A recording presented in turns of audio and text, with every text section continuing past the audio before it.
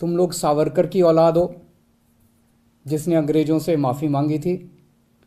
हम लोग भगत सिंह की औलाद हैं। हम भगत सिंह को अपना आदर्श मानते हैं, जिसने अंग्रेजों के सामने झुकने से मना कर दिया और फांसी पर लटक गया। हमें जेल से, फांसी के फंदे से डरने लगा। कई बार जेल हुआ है हम लोग। दिल्ली के उपराज्यपाल विनय कुमार सक्सेना ने केजरीवाल सरकार की शराब नीति में नियमों के उल्लंघन का आरोप लगाते हुए सीबीआई जांच बैठा दी है। उपराज्यपाल वीके सक्सेना के इस कदम के बाद दिल्ली सरकार में 19 विभागों की जिम्मेदारी संभाल रहे उप मुख्यमंत्री मनीष सिसोदिया की परेशानी बढ़ सकती है।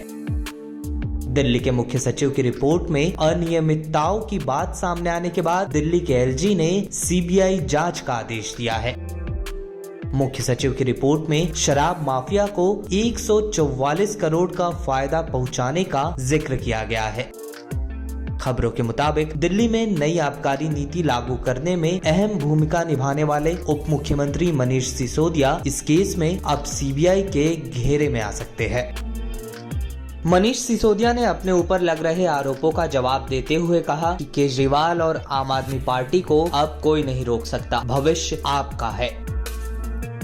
न्यूज एजेंसी पीटीआई के अधिकारियों के हवाले से कहा गया है कि टेंडर में जानबूझकर प्रक्रियागत खामियां छोड़ी गई ताकि शराब लाइसेंसियों को अनुचित फायदा पहुंचे। दिल्ली में नई शराब नीति का बीजेपी और कांग्रेस पिछले काफी लंबे समय से विरोध कर रही है। दोनों दलों ने इसे लेकर एलजी से भी शिकायत की थी। इस मामले में सीबीआई को जांच सौंपने के बाद पूर्वी दिल्ली से बीजेपी सांसद गौतम गंभीर ने आम आदमी पार्टी पर तंज कसते हुए लिखा कि सुना है दिल्ली में शराब का कारोबार करने वाले मंत्री पर भी कार्रवाई होने वाली है। एक मंत्री पहले से जेल में है, दूसरा भी तैयार है।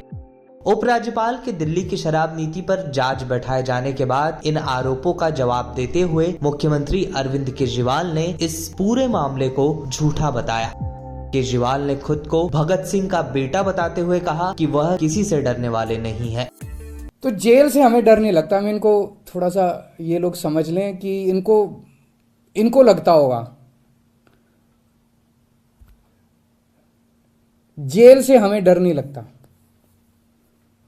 तुम लोग सावरकर की औलाद हो जिसने अंग्रेजों से माफ़ी मांगी थी।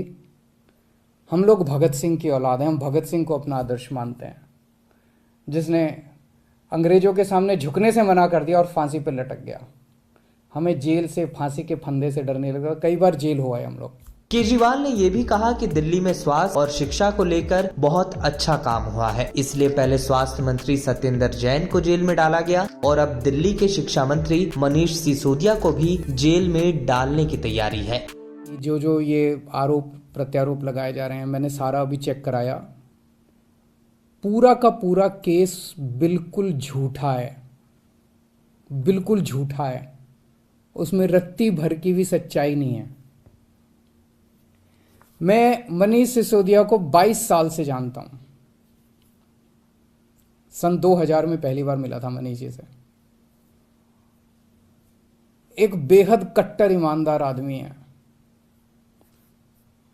कट्टर देशभक्त आदमी है। सुबह 6 बजे मनीष सिसोदिया अपने घर से निकल जाते हैं और अलग अलग स्कूलों के अंदर दौरा करते हैं, सरकारी स्कूलों के अंदर दौरा करते हैं। मैं पूछना चाहता हूं, कौन भ्रष्टाचारी ऐसा है इस दुनिया के अंदर जो सवेरे 6 बजे उठ के स्कूलों के दौरे पे निकल जाता है, बच्चों का भविष्य बनाना चाहता है? कौन भ्रष्टाचारी ऐसा है? दरअसल नई आबकारी नीति के जरिए केजरीवाल सरकार दिल्ली में लोगों के लिए शराब खरीदने के अनुभव पर काम कर रही थी, जिसके तहत अब दिल्ली की हर शराब दुकान पर खरीदारों को वॉक इन जैसा अनुभव देने के मकसद से दुकान की डिजाइनिंग की गई है। तो वही ग्राहकों को दुकान के भीड़ लगाने की इजाजत बिल्कुल नहीं है। हर ग्राहक दुकान के भीतर आएगा, शराब चुनेगा और दुकान के भीतर ही पैसों का लेन देन पूरा कर दुकान से निकल जाएगा। आबकारी नीति के मुताबिक दुकानों में क्लोज्ड ग्लास डोर होना अनिवार्य है। एयर कंडीशन और रोशनी की भी पर्याप्त व्यवस्था होनी चाहिए। नई पॉलिसी में होटलों के बार, क्लब्स और रेस्टोरेंट को रात 3 बजे तक खुला रखने की छूट, दुकान के आसपास सुरक्षा इंतजाम आदि का भी जिक्र है। लेकिन दिल्ली की आबकारी नीति को लेकर विपक्ष आपत्तियां भी दर्ज कराता रहा है।